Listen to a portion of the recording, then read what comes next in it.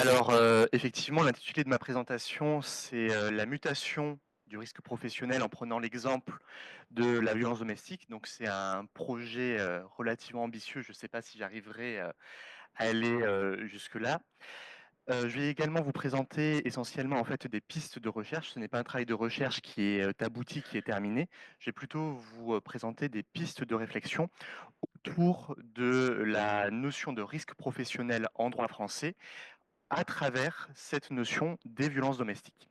Et pour ça, je tiens à préciser que mon intervention sera essentiellement juridique et axée sur le droit français. Bien que je me sois aussi inspiré du droit québécois, je vais essayer de dresser des ponts entre le droit français et le droit québécois.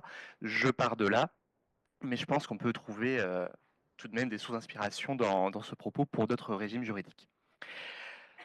Le but, en fait, de mon intervention, de ma recherche, c'est d'essayer de répondre à la question de savoir si, d'un point de vue conceptuel, d'un point de vue juridique, la violence domestique peut être qualifiée de risque professionnel.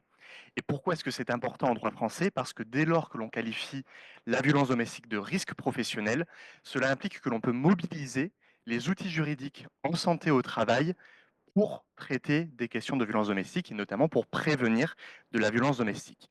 Donc mon intervention tiendra en deux temps. D'abord, je vais essayer de présenter quelques constats qui poussent à se poser cette question.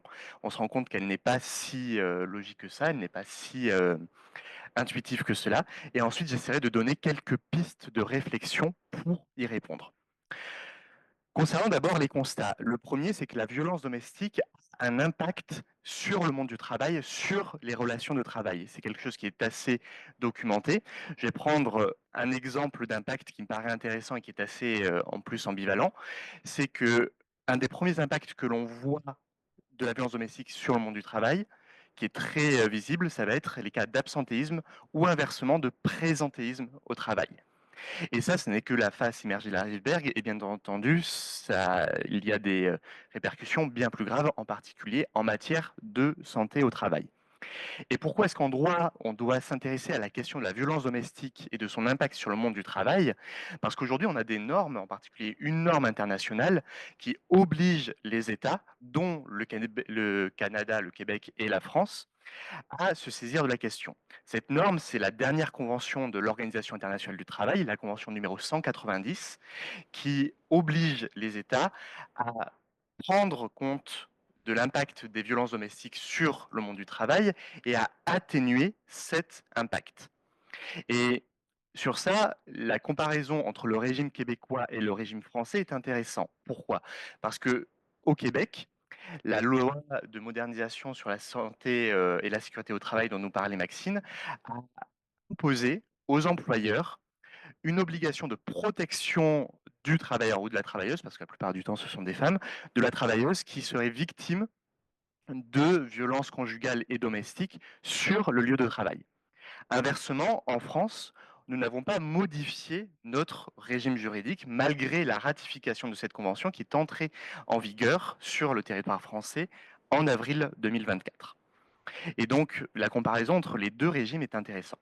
Il est d'autant plus intéressant, pourquoi? Parce qu'au Québec, cette question a été intégrée aux politiques de santé et de sécurité au travail. Or, quand on y réfléchit, ça n'est pas forcément si intuitif et ça n'est pas forcément le seul moyen de lutter contre les violences domestiques dans le monde du travail. Pour preuve, cette convention numéro 190 de l'OIT a été accompagnée d'une recommandation, la recommandation numéro 206, qui, elle, n'a pas de portée contraignante.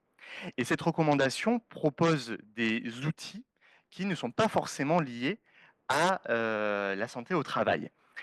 On constate deux approches qui sont proposées pour essayer d'atténuer l'impact des violences domestiques sur le monde du travail.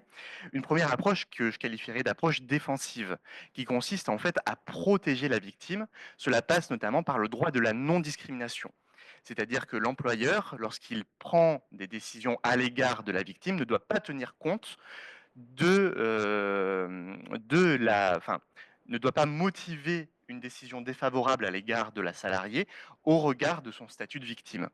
Notamment, une des propositions est de créer un statut protecteur contre le licenciement de la victime de violences domestiques, on pourrait imaginer que, par exemple, la salariée qui a fait état à son employeur qu'elle est en arrêt de travail, par exemple, pour une situation, du fait d'une situation de violence domestique, ne devrait pas être licenciée quand bien même son arrêt de travail continuerait. La deuxième approche serait une approche plutôt offensive, qui viserait en fait à accompagner les victimes. Notamment, on peut penser à la création de congés spéciaux, à des droits d'absence, justement, pour que la victime puisse trouver des outils, puisse s'absenter pendant son temps de travail pour aller auprès des services sociaux, pour aller se rendre auprès d'associations, etc. Et donc, cette approche ne mobilise pas du tout les outils de la santé au travail.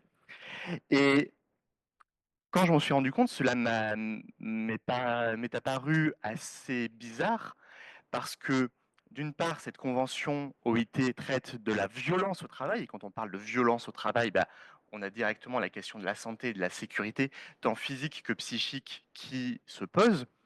Et surtout, le Québec, qui a été une des premières provinces à chercher à légaliser un régime, l'a directement intégré au sein des questions de santé et de sécurité au travail. Et donc, la question que je me suis posée, c'est est-ce qu'il est possible de faire cela en France, quand bien même le régime juridique, la loi n'a pas été modifiée? Et pour cela, on arrive à la question de savoir est-ce que la violence domestique peut être appréhendée comme un risque professionnel au sens du droit du travail français? Parce qu'effectivement, le droit du travail français et le droit de la sécurité sociale en France est construit autour de cette notion de risque professionnel.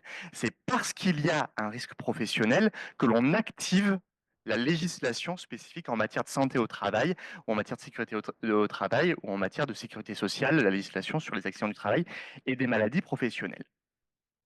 Et ce dont je me suis rendu compte, c'est que dès lors que l'on prend ce prisme, on est obligé de peut-être un petit peu modifier la notion de risque professionnel telle qu'on l'appréhende en droit français. A priori, si on veut faire entrer la violence domestique comme étant un risque professionnel, dans le canevas du droit français, cela ne poserait pas forcément de problème. Pourquoi? Parce que un risque professionnel, en droit français, c'est un risque qui est survenu à cause du travail ou à l'occasion du travail. C'est-à-dire que un événement extérieur au travail, extérieur à l'organisation du travail, peut être considéré comme étant un risque professionnel dès lors qu'il survient à l'occasion du travail. Et on peut avoir des exemples de violences domestiques qui surviennent à l'occasion du travail. On peut penser à toutes les situations où un proche, ça peut être un conjoint, mais pas que, la violence domestique, ça dépasse la violence conjugale, un proche réalise des actes de violence domestique pendant le temps de travail, au lieu de travail, ça pose la question du télétravail, mais également on peut penser à toutes les violences entre salariés qui par ailleurs auraient des liens intimes, que ce soit des liens familiaux, hein, la relation de travail entre parents, entre frères, sœurs, ou alors des personnes qui travaillent en couple, ce qui est loin d'être un cas rare.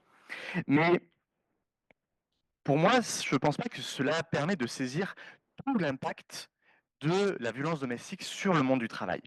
Pourquoi? Parce que cela conduit à retenir une appréhension uniquement objective du risque. C'est-à-dire qu'on va chercher à voir si la violence a lieu pendant le travail, pendant que le travailleur est à son activité. Or, si on reprend les termes de la Convention 190, ce qu'il faut faire, c'est atténuer l'impact de la violence sur le travail. Et l'impact de la violence sur le travail, ça ne fait pas écho uniquement aux violences qui ont lieu au temps et au lieu de travail. Au contraire, il peut y avoir un impact de la violence domestique sur le travail sans que cette violence s'exerce pendant le temps et sur le lieu de travail. Et c'est ça toute la difficulté. Et à mon sens, la notion de risque professionnel peut s'adapter pour tenir compte de cette spécificité-là. C'est pourquoi je propose d'avoir une appréhension plus subjective de la notion de risque professionnel. Une appréhension plus subjective de la notion de risque professionnel, ça veut dire que ne serait pas un risque uniquement les événements qui surviennent au temps au lieu de travail, mais pour être considérés comme des risques professionnels, tous les événements, toutes les atteintes qui vont avoir des répercussions sur la santé du travailleur et de la travailleuse, y compris pendant son temps de travail. Et dès lors, on se rend compte que peu importe la source, l'origine du risque, mais surtout peu importe quelle est l'occasion de sa survenance. Pour, je ne sais pas combien de temps il reste, mais ok. Donc, cela conduit donc, en fait, à travailler, selon moi, sur deux points sur un plan strictement conceptuel. Le premier point, et pour reprendre les paroles de notre collègue Jean-Paul Dautel, c'est d'essayer de briser un mur, le mur que l'on connaît en droit, qui est la séparation entre la vie privée, la vie personnelle, et la vie professionnelle, la vie au travail. En effet, dès lors que l'on accepte que la violence domestique peut avoir un impact sur le travail, c'est que ce mur n'existe pas. Et d'un point de vue technique, cela pose beaucoup de questions. Pourquoi? Parce que la protection de la vie privée du salarié, c'est une protection contre les ingérences de l'employeur. C'est une protection contre le pouvoir de l'employeur, c'est une limite au pouvoir de l'employeur. Or là, on se retrouve dans une situation de tension, qui est que l'on voudrait qualifier la violence domestique de risque professionnel, et si on veut lutter efficacement contre cette violence domestique et donc contre ses impacts sur le monde du travail, il faudrait alors tenir compte de la situation personnelle de la salariée, tenir compte de ce qu'il se passe dans son intimité. Cela pose donc la question, en fait, de savoir est-ce que la vie privée va être une limite à des politiques de lutte contre les violences domestiques et comment aménager le droit à la vie privée et maintenir un certain droit à l'intimité et au secret des victimes. Le deuxième point porte sur l'obligation de prévention et de sécurité de l'employeur. Pourquoi? Parce que le droit du travail est fondé sur cette obligation. L'employeur est débiteur d'une obligation à l'égard des salariés qui est de prévenir les risques. Or, on peut se dire, et c'est la réflexion de beaucoup d'employeurs, comment est-ce que je peux prévenir un risque qui trouve son origine en dehors du travail, voire un risque qui ne s'exerce pas sur le temps et sur le lieu de travail. Pour moi, il y a un problème à s'arrêter là et à dire que l'entreprise, l'employeur, n'aurait rien à faire et ne devrait rien faire. Néanmoins, pour que la violence domestique puisse être appréhendée comme étant un risque professionnel, on doit repenser, à mon avis, cette obligation de sécurité, cette obligation de prévention. Et notamment la repenser, et c'est un travail que l'on mène, au regard du rôle des différents acteurs. En particulier en y incluant la personne même de la victime, c'est-à-dire sortir du schéma simplement bilatéral et descendant où c'est l'employeur qui est responsable des mesures de prévention et tenir compte du fait que le salarié peut potentiellement alerter sur sa situation, que l'employeur doit alors réagir, etc. Le risque derrière, et je terminerai sur ce point, ce serait peut-être d'avoir une dilution de la responsabilité en matière de santé et sécurité. Ce serait peut-être de tellement partager la responsabilité qu'on ne saurait plus qui est responsable. Et notamment, on peut penser aussi à la responsabilité d'autres acteurs, notamment de la puissance publique dans sa lutte contre les violences domestiques. On peut penser à la question de la responsabilité de la société civile, des organismes de protection sociale, etc. À mon sens, il faut essayer de trouver le bon équilibre pour savoir où se situe la responsabilité de l'employeur dans tout ce panel-là. C'est bon en termes de timing? Bon. Merci beaucoup, j'espère que cela a été clair.